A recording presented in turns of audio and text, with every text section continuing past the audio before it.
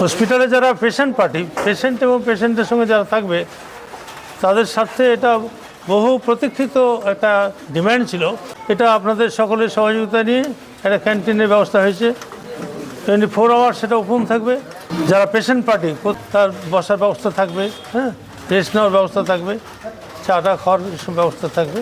উদ্বোধন যেটা হচ্ছে, মানুষ যারা এখানে আসে মূলত চিকিৎসার জন্যে আসে, আর হসপিটালে মানুষ দুটি সময় আসে, আপনারা প্রত্যেকেই জানেন, খুব মরণাপন্ন সময়ে আর যার অর্থ নেই।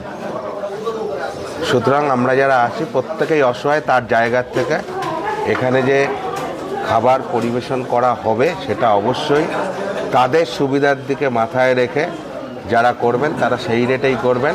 এই প্রত্যাশা, এই বিশ্বাস সমস্ত প্রশাসনের আছে এবং তাদেরও এই বিশ্বাস আছে যে তারা মানুষের সুবিধার জন্যই কাজটা করবে।